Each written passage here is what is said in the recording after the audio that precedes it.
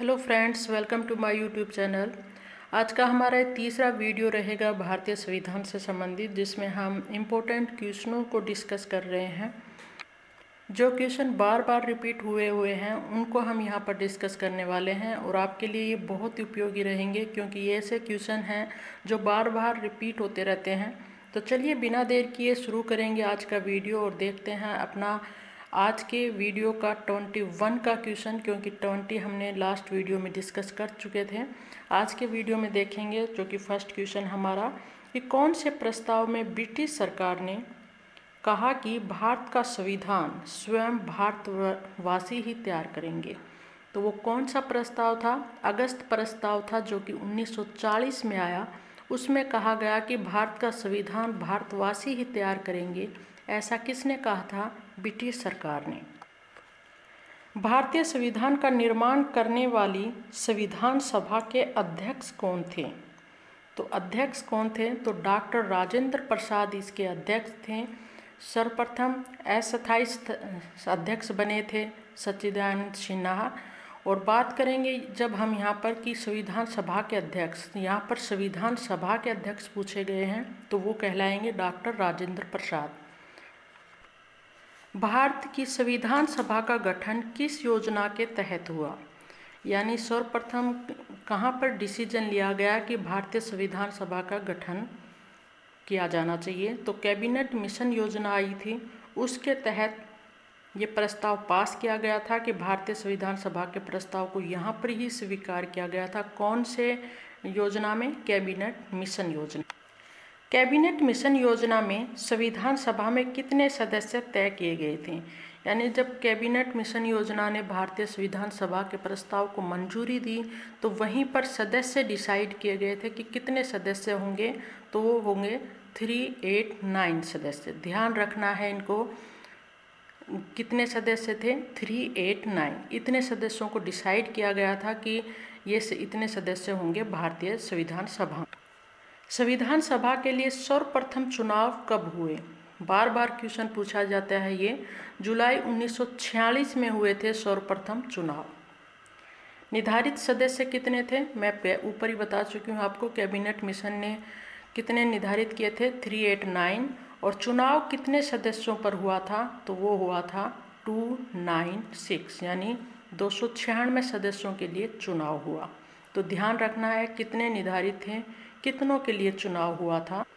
तो यहाँ पर बात करेंगे, प्रांतों से लिए जाने थे 292, देशी रियासतों से लिए जाने थे 93 और कमिश्नरी क्षेत्र से लिए जाने थे 4। और जब ये पाकिस्तान बनकर यानी 3 जून 1947 को जब पाक यानी पृथक कर दिया गया, उनके संविधान सभा का गठन अलग करने का निर्धारण हो गया कि उनको अलग रखेंगे। उस वजह से सदस्य संख्या घट गई। यानी कैबिनेट मिशन ने मंजूरी दी थी 389 सदस्यों को, लेकिन घट गए क्योंकि पाक अलग चला गया। तो काफ़ी बड़ा क्षेत्र, पूर्वी पंजाब, बंगाल, इस तरह से काफ़ी क्षेत्र वहाँ से चला जाता है। इस वजह से कितने सदस्यों के लिए ही चुनाव हुए? 296 सदस्यों के लिए। और देशी रियासतों ने इसमें भाग नहीं लिया, तो इसीलिए 93 और घट गए यहाँ से। मैंने थोड़ा जानकारी के लिए बता दिया, लेकिन इम्पोर्टेंट यहाँ पर यह है कि सर्वप्रथम चुनाव कब हुए? जुलाई 1946 को। कितने सदस्य निर्धारित हुए थे और कितनों पर चुनाव हुआ था, और वजह क्या रही कि किस वजह से ये सदस्य संख्या घट गई? क्योंकि पाक जो है वो अलग हो गया था उस वजह से, और देशी रियासतों ने भाग नहीं लिया। संविधान सभा के प्रमुख संवैधानिक सलाहकार कौन थे? VN राव। इम्पोर्टेंट है, ध्यान रखना है। सभी क्वेश्चन इम्पोर्टेंट रहेंगे। मैं जो भी यहाँ पर क्वेश्चन करवाऊँगी बहुत ही इम्पोर्टेंट क्वेश्चन है, ये बार बार रिपीट होते हैं एग्जामों में। संविधान सभा के अस्थायी सदस्य कौन थे? तो डॉक्टर सच्चिदानंद सिन्हा थे। इन्होंने प्रथम बैठक हुई थी भारतीय संविधान सभा की 9 दिसंबर 1946 को। तब कोई स्थायी सदस्य नहीं था, इसीलिए इनको अध्यक्ष बनाकर वहाँ पर बैठक करवाई गई थी 9 दिसंबर 1946 को। ध्यान रखना है, प्रथम बैठक क्वेश्चन बन जाता है कि संविधान सभा की प्रथम बैठक कब हुई, तो 9 दिसंबर 1946 को। अध्यक्ष कौन थे? डॉक्टर सच्चिदानंद सिन्हा थे, लेकिन अस्थायी अध्यक्ष थे ये। मुस्लिम लीग ने इनका बहिष्कार किया था। संविधान सभा के स्थायी सदस्य जो कि डॉक्टर राजेंद्र प्रसाद थे, कब चुने गए? तो 9 दिसंबर को तो सच्चिदानंद सिन्हा थे। 2 दिन बाद अध्यक्ष चुन लिए गए, यानी 11 दिसंबर 1946 को डॉक्टर राजेंद्र प्रसाद को स्थायी अध्यक्ष चुन लिया गया। कोई व्यक्ति संसद के किसी भी सदन का सदस्य हुए बिना केंद्र में कितनी अवधि तक मंत्री रह सकता है? तो 6 महीने तक वो मंत्री रह सकता है। इसके बाद उसे किसी भी सदन की सदस्यता ग्रहण करनी होगी। नेक्स्ट क्वेश्चन, इस अवस्था में, तो ये यहाँ पर है, किस अवस्था में संसद जो है लोकसभा का कार्यकाल बढ़ा सकती है? तो आपातकाल की जब स्थिति होती है देश में, उस समय संसद लोकसभा का कार्यकाल बढ़ा सकती है। आपातकाल की बात करें तो ये जर्मनी के संविधान से हमने ग्रहण किया। अनुच्छेद की बात करें तो 352 से 60 तक आपात उपबंध हैं। अनुच्छेद 352 में राष्ट्रीय आपातकाल का वर्णन मिलता है और अनुच्छेद 356 में राज्यों में आपातकाल का वर्णन मिलता है और अनुच्छेद 360 में वित्तीय आपात का वर्णन मिलता है। ये तीनों आपात याद रखने हैं अनुच्छेद, वेरी इंपॉर्टेंट है। राष्ट्रीय आपात की घोषणा राष्ट्रपति कब करता है? आंसर होगा बाह्य आक्रमण हो कोई, या देश में सशस्त्र विद्रोह का खतरा या शंका अनुभव हो रही हो, तब राष्ट्रीय आपात की घोषणा करता है राष्ट्रपति महोदय। और किस अनुच्छेद के तहत? जो मैं अनुच्छेद बता चुकी हूँ आपको, 352 के तहत। राष्ट्रीय आपात की घोषणा किसकी सिफारिश पर की जाती है? यानी कौन सिफारिश करता है कि राष्ट्रीय आपातकाल लागू हो? तो राष्ट्रपति करता है इसकी घोषणा मंत्रिपरिषद की लिखित सिफारिश पर। मंत्रिपरिषद जब लिख कर दे देते हैं कि ऐसा होना चाहिए, तब करता है राष्ट्रपति इसकी घोषणा। आपातकाल के समय में कौन से मौलिक अधिकार कभी भी निलंबित नहीं हो सकते? यानी आपातकाल जब लगता है तो सभी अधिकार निलंबित कर दिए जाते हैं। कुछ ऐसे मौलिक अधिकार भी निलंबित कर दिए जाते हैं, लेकिन कौन से हैं जो निलंबित नहीं होते? तो अनुच्छेद 20 और 21 में जिनका वर्णन है, प्राण और दैहिक स्वतंत्रता का अधिकार, वो कभी भी समाप्त नहीं होते। तो ध्यान रखना है, प्राण और दैहिक स्वतंत्रता का जो अधिकार है वो आपातकाल की स्थिति में भी खत्म नहीं होता। और बात करें मौलिक अधिकार कहाँ से लिए गए हैं, तो यूएसए के संविधान से लिए हमने। वर्णन मिलता है मौलिक अधिकारों का भाग 3 में।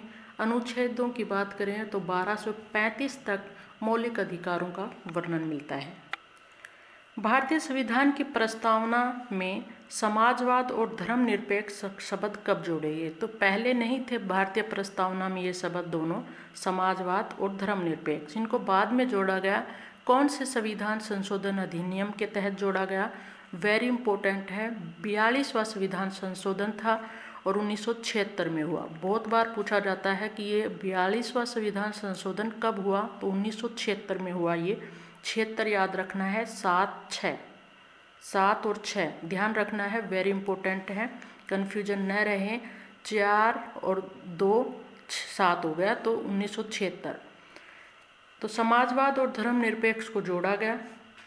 और धर्म की बात करें तो धार्मिक स्वतंत्रता कौन से भाग में है? तो भाग 3 में है। अनुच्छेद की बात करें तो 25 से 28 तक धार्मिक स्वतंत्रता के बारे में बताया गया है। ओके, नेक्स्ट है भारत में प्रथम राष्ट्रीय आपातकाल। मैंने बताया है राष्ट्रीय आपातकाल कौन से अनुच्छेद में है? 352 में। तो राष्ट्रीय आपातकाल सर्वप्रथम कब लागू हुआ? तो 26 अक्टूबर 1962 को लगा, जब चीन ने भारत पर, यानी भारत और चीन का जब आक्रमण हुआ। टोटल राष्ट्रीय आपातकाल लगे हैं 3। एक लगा था 1962 में, दूसरा 1971 में जब भारत पाक युद्ध हुआ, और एक लगा था 1975 में। आंतरिक अशांति के कारण यह आपातकाल लगा था। तो 3 आपातकाल पूछे जाते हैं। तो तीनों को याद रखना है, पहला, दूसरा, तीसरा कब लगे, डेट उनकी पूछी जाती है, तो ध्यान रखिए इनको।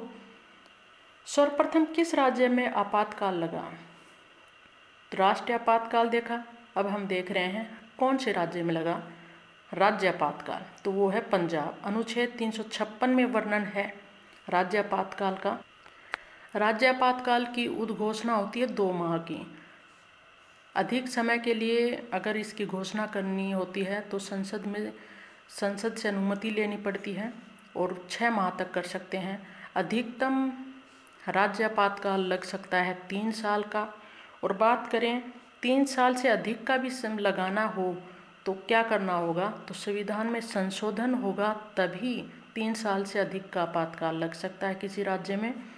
और बात करेंगे यहाँ पर संविधान में संविधान संशोधन जो है ये कहाँ से, यानी किसके संविधान से, किस देश के संविधान से हमने प्रेरणा ग्रहण की थी, तो वो था दक्षिण अफ्रीका। संविधान में संशोधन इनका वर्णन मिलता है भाग 20 में। और अनुच्छेद की बात करें, यानी संविधान में संशोधन अनुच्छेद किस में मिलता है, 368 में। 368 में बताया गया है कि संविधान में संशोधन की क्या प्रक्रिया होगी।